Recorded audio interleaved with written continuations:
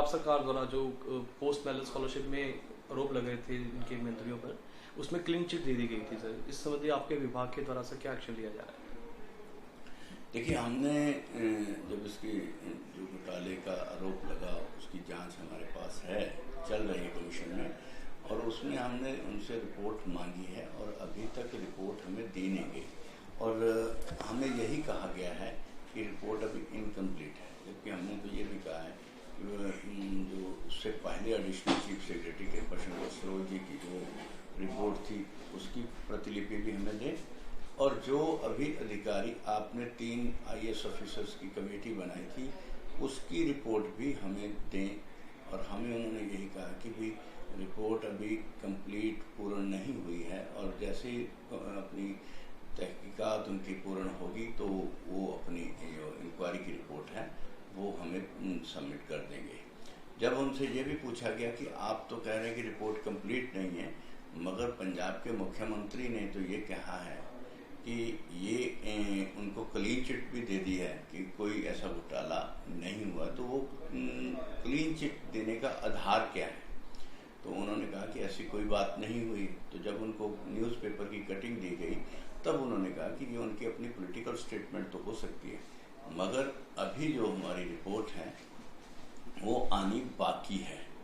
और जब अभी तक बाकी है तो इसका मतलब उनको क्लीन चिट अभी तक पंजाब सरकार की नहीं दी गई हुई मानी जाएगी। ये भी उन्होंने इंश्योर किया। और जैसा ही हमने उनको कहा कि रिपोर्ट हमें कब तक देंगे, तो उन्होंने हमसे समय 2-3 बार मांगा है, और अब हम उनको जल्द दोबारा समय उनका पूर्ण होने के बाद समय से ज़्यादा हो गया, अब उनसे रिपोर्ट दोबारा मांगेंगे। अगर देखा जाए तो पंजाब में बहुत बड़े लेवल पर सब दलितों के प्रति जो उनका रवैया सरकार का ठीक नहीं है, लगातार संविधान की उल्लंघना हो रही है, चाहे वो रिजर्वेशन मामले पर PPS से IPS बनाने की पुलिस प्रशासनिक अधिकारियों की बात हो या और अन्य मुद्दे हो, इसके बारे में से क्या प्रतिक्रिया है? देखिए, इसके अलावा ये घोटाले के बाद हमारे पास ये प्रमोशन के अक्सर सभी विभागों के आते हैं, मगर पंजाब में पंजाब सरकार के द्वारा अवहेलना की गई ऐसे मामले भी, जिसमें ये PPS से IPS बनाना भी है। पंजाब के जो PCS अधिकारी जुडिशरी सर्विस निभा रहे हैं उनका भी मामला है, और ये जो attorney general, deputy attorney general, additional deputy attorney general ऐसे जो लगाए ADA वगैरह लगाए जाते हैं, उन सब में भी रिजर्वेशन की अवहेलना की गई है। और इसमें भी जैसे उन्होंने कहा कि भी जजेस के बारे में हाई कोर्ट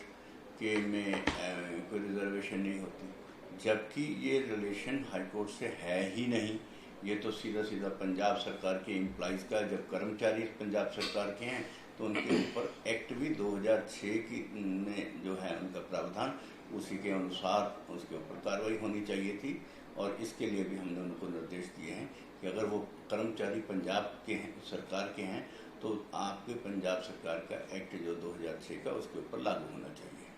और इसी तरह जो है जजेस के मामले में भी है, और इसी तरह ही PPS के मामले में कि आपने इसकी अवहेलना क्यों की और क्यों नहीं रिकमेंडेशन की, इसके ऊपर भी हमें उनसे रिपोर्ट मांगी थी। और आगे उन्होंने हमें उनको कहा कि जब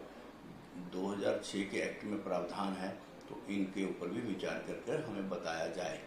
और तीसरा जो मैंने कहा कि attorney general, deputy attorney general, additional attorney, deputy attorney general जो है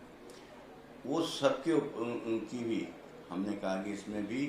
SC की रिजर्वेशन की